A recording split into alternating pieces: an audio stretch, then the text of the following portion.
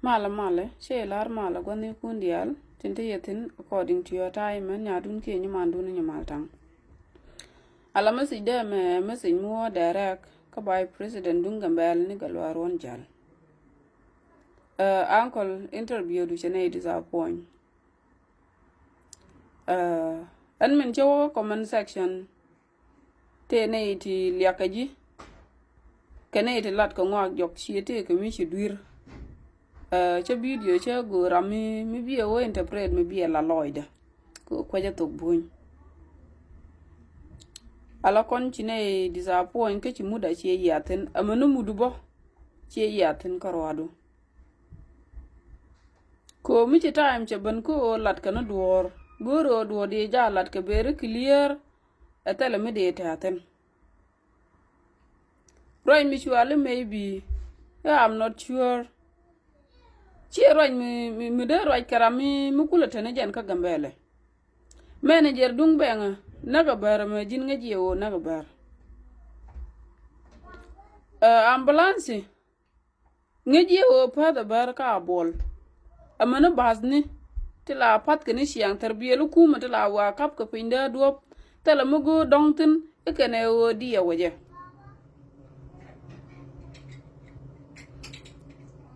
Min kuile peno biela de kabar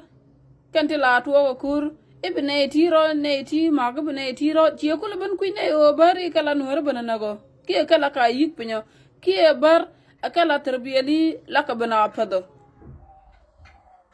namonde ki ni contribute kare gambal cheng badidurun azara medin mu musul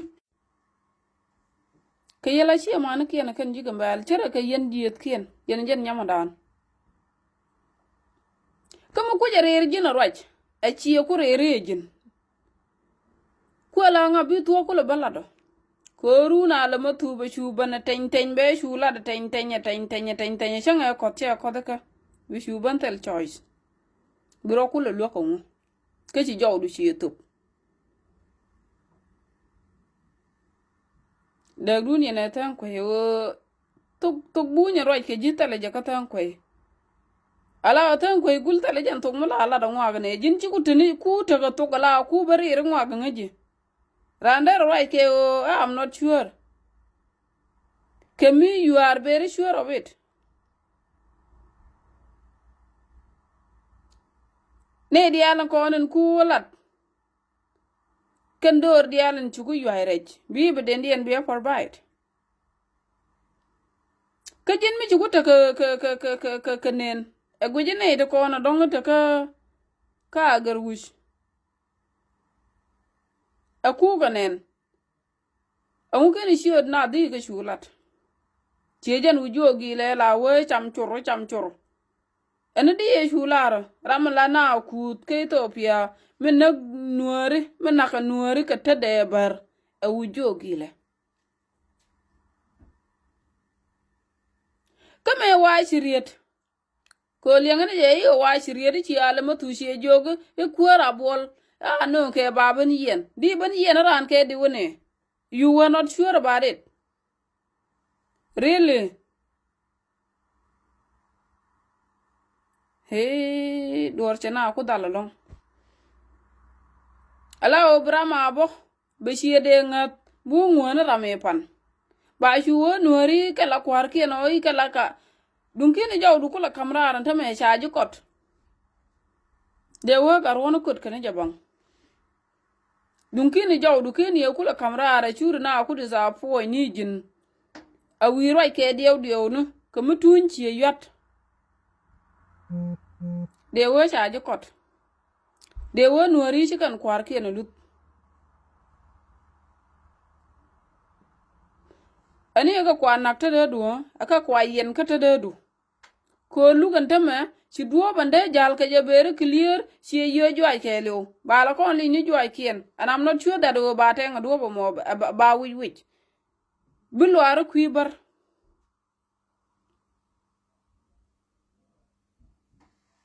garon ci logic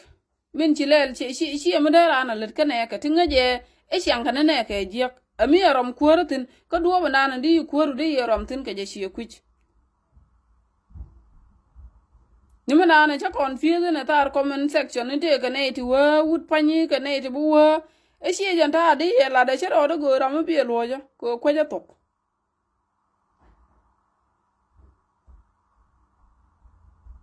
ko jin nga ji go ka bar e ka nang na from day one amana the end e ka nang na to amani manan gwa wa ka mu kwa ji interview tuna kan din ci jiyen kan bar wa refugees wa kana ngunon confusion manda ku kana cira an tok shi alat ka je ka chen tu ga ci to a ci to ga ban chuong ni tu du el shure jo ga tin ro do jok a jala ga do be shi ajen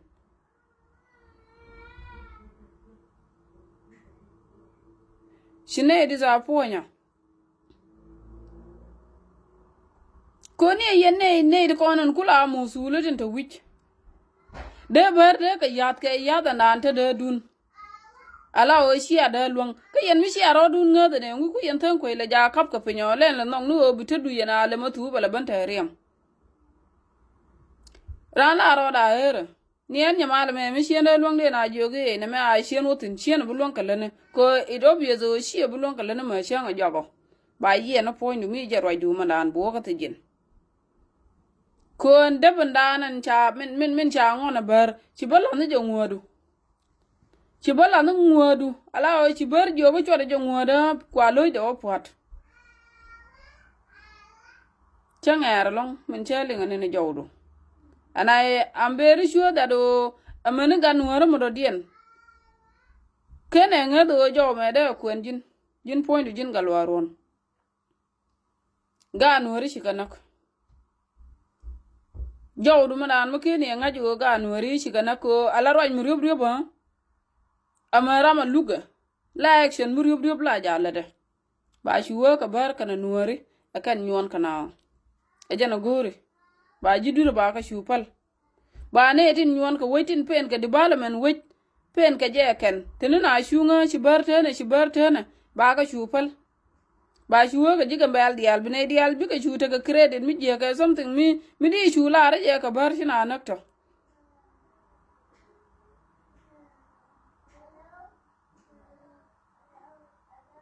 ala roje me mi roj mu ngut continue interview nu ku